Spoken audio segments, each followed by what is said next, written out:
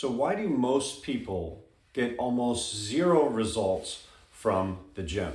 Now, this is something that really pulls on my heart because I see people in the gym and I see them working hard. They're sweating, they're spending a lot of time, they're there often, and they're not getting results. They may get a little bit of results, but really for the amount of effort that they're putting in, they're not seeing a good return. And what ends up happening? They go for a while, they may even go for an extended period of time, like 6 months to a year, and then they stop going. Or they stop for another year and then they try it again, and they stop for a couple of years and then they get another gym membership and they go back, and it just doesn't work. Why is this the pattern for so many people? I believe that they are getting bad information on one end and then also just not really diving all the way in. So what do I mean by that? Most people, they train at a moderate level of intensity, which is hard. They sweat, you spend time in the gym, it sucks, it's annoying, especially if you're someone that doesn't like to do like cardio or do any sort of exercise in general. If you're doing it for your health, it is challenging. If you're an athlete and you work out at a moderate intensity, you might enjoy it or it's just part of your routine. But for most people, it's hell. They don't like it. They're doing it because they know it's good for them and they want to get results, and they're not getting the results that they expect, and this is why they stop. So what do I mean by going all in? Is get the intensity level higher. When you're working with the cardio equipment, most of the time people tell you to do it at a low or medium intensity.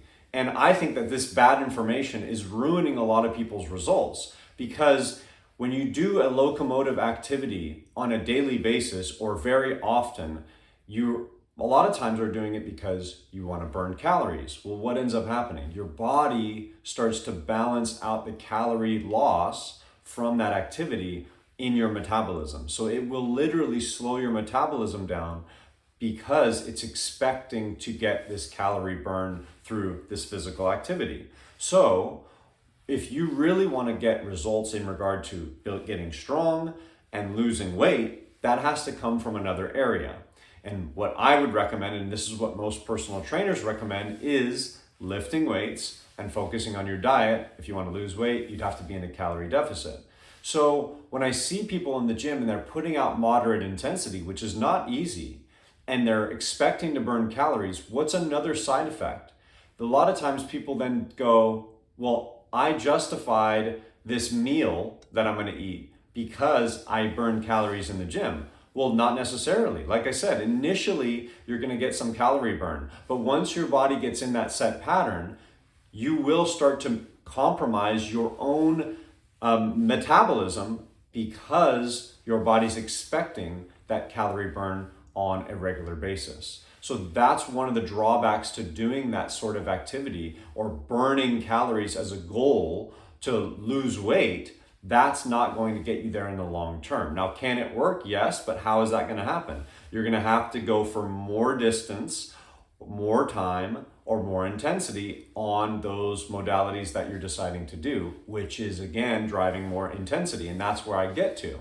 You got to get the intensity up. So instead of focusing in on trying to burn calories, I would focus in on the systemic benefits of intense work, whether that be in your muscles or whether that be systemically, like something like a high intensity cardio routine, which would be like on an air bike or sprints, which a lot of people can't do because of physical limitations. So that's another challenge to go around. So then what would I recommend? Obviously, as a personal trainer, I would recommend lifting weights. And this is where I get to another reason why people don't get results, is when they do decide to lift weights, they are doing it completely wrong. I mean, 90% of the people that I see in the gym are doing things wrong. Now, when I say wrong, doesn't necessarily mean that they won't get results. There's a lot of people in the gym who don't exercise, in my opinion, correctly, physiologically, physics. They don't do it as safely or as effectively as they could, but they still get results, right? And so I'm not knocking those people. I'm talking about the people that aren't getting results. So what does that look like? I go to the gym, I do 10 exercises, and I do them at a very moderate intensity, which again, moderate is not easy. It's still challenging. You still are working, but you're not taking that muscle to that point of fatigue. And this is the point that we want, because you have your body getting this signal that this was challenging enough that I have to respond to it. Initially, if I do anything, if I'm just a couch potato and I go into the gym and I do any level of intensity, I will make some improvements. But how long I will continue to make improvements will be dictated by the intensity level. What do I mean specifically? If I continually increase the intensity, I will continually get that bigger stimulus, which then I get a bigger response. If I am at a very high level of conditioning already, I'm in the gym and I've done what I've been doing for 5-10 years and at a high level of intensity, I have to find ways of increasing that intensity even more so that I can get more results. Do you see where we're going with this? It's all about that intensity, because once I get accustomed to doing an activity, once my body knows what's coming, I will stop to get results from that activity. I will start to actually decline. For most people, they start to decline very, very quickly with the results. So how do you avoid that? Intensity. How do you do that safely? This is where you have to get outside yourself and ask for help. And so that's the challenge for a lot of people. They think, well, all I have to do is just go to the gym, do some of these machines, and I'm going to get results. Even when they're there and they're working hard, they're expecting that, hey, I'm putting out this effort, I should be getting results. Again, initially, anyone's going to get results if you're untrained. But once you start to do that regularly, it starts to turn everything into an endurance activity if I am not taking my body to that level of fatigue. Why? Why would you not be getting the results? Why would you not be getting the results of strength or muscle building from activity? Why would it turn into more endurance? And why would you actually get diminishing returns? Well, you're not working your fast twitch motor fibers. You can't specifically target fast twitch fibers. When you lift weights, people say, well, when you lift weights, you're targeting your fast twitch muscle fibers. If and only if you are taking it to fatigue. Why would a explosive movement target type 2 or fast twitch muscle fibers, the fibers that are responsible more for that size and that strength side of things? Why would a fast explosive move do that? Well, because something that's fast or explosive is going to be more challenging. But I can still do a fast and explosive thing and it not target my fast twitch muscle fibers. It has to be at a level so intense that it will get those muscle fibers to fatigue, because your body will use slow twitch and fast twitch. It doesn't mean that I'm moving fast with fast twitch and I'm moving slow for slow twitch. That's not what they mean. They're fast fatiguing and slow fatiguing fibers. So if I'm doing an activity and I am running at a full out sprint, and then all of a sudden the RPMs, the speed starts to go down, that's when I know I've exhausted my muscle fibers. But if I just do a quick sprint and I rest and I don't exhaust myself, all right, and it's really hard to do on a sprint. If you don't have good technique, you can hurt yourself. So again, these are things that you would think, oh, I'm doing this explosive activity, I'm getting explosive work out of it. Again, initially, you're going to get some, but if you want to continue to get results, you have to continue to find ways of pushing that intensity, and that's how we get into it. So lifting weights, how do we do that? Most people that are in the fitness industry talk about failure. They talk about, should you go to failure or should you not? Well, failure is the signal to your body that we're getting through all of those muscle fibers. That's what your body's telling you, saying, hey, if you cannot perform another repetition with good form and technique, so this is another reason why I would hire a trainer, because am I doing this to get the weight up, or am I keeping the same technique that I had on those first several repetitions? When I do that and I cannot push the weight any longer, that is then signaling my body saying, hey, those muscle fibers that were responsible for pushing it up those first 5, 6, 7 times are no longer able to perform the exercise. They have been exhausted. And true fatigue looks a lot different than most people think. They do their exercise, oh, I'm getting tired and I'm done.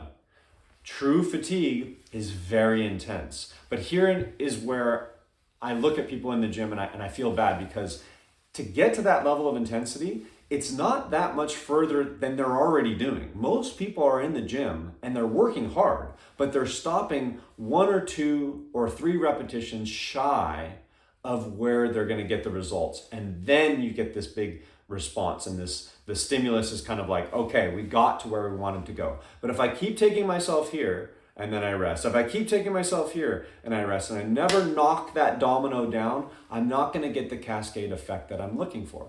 So this is the biggest key to results in the gym for strength and for size. And again, if I want to lose weight, I want to build muscle, because that muscle tissue is going to help increase my metabolism so I can burn fat even while I sleep. The other side of losing weight is diet. If I don't think about my diet, I will probably stimulate my appetite by being in the gym, and then maybe, like I said before, even justify the calories that I'm eating because I burned while I was in the gym. And again, you're probably not burning what you think, and if you do it regularly, your metabolism is actually going to shift. Whereas if I lift weights, my metabolism will shift in the opposite way, in a positive way. My metabolism will increase. And I don't have to spend so many hours in the gym. If you do things correctly, like I said, most people don't do this. They're not efficient in the gym. If you do it correctly, you can end up with less time in the gym. Still on the whole, the intensity level is the same. The amount of effort that you're putting out is the same. It's just condensed. It's harder, but it's shorter. Get in, get out, get on with your life. Then you do the other activities if you enjoy them. But if you don't enjoy being on the gym, this is what I see. People are there on the treadmill or on the bike or doing whatever, and they're miserable. And this is why they crap out after 6 months to a year, or even shorter for a lot of people. They get no results and they say, why am I working this hard? I'm here every day and I don't see any. Whereas you could be there once or twice a week, work really hard, and then get results. But again, the diet side of things has to be there if you want to lose weight. That's the only way that that's going to happen. But there's these other challenges that go in. So this is why most people don't get any results in the gym. My heart goes out to them because I see them in there working hard, and it's just not happening for them. I think a lot of people are told you need to do cardio, you need to move your body more, and they're not being told about the benefits that you can get from lifting weights properly. It is dangerous, so that's why you want to use a professional if you don't know what you're doing, especially if you're going to be taking yourself to that level of failure, which can, again, if you're not using the right equipment, it can be dangerous. So if I then think to myself, I'm going to get myself to that level of intensity by myself, and I'm untrained and I don't know what I'm doing, you're probably not going to get there. And if you do, right, it might be, again, dangerous. So hire a professional, work hard, focus on diet. Those are the things that are going to get you to the results. And again, if I'm there and I'm already there and I'm already spending out this effort, why not go a little bit further, like I said, a little bit further to get that stimulus so that I can then create that cascade effect in my body, that response that I'm really looking for. That's it for today. Until next time, I'll see you then.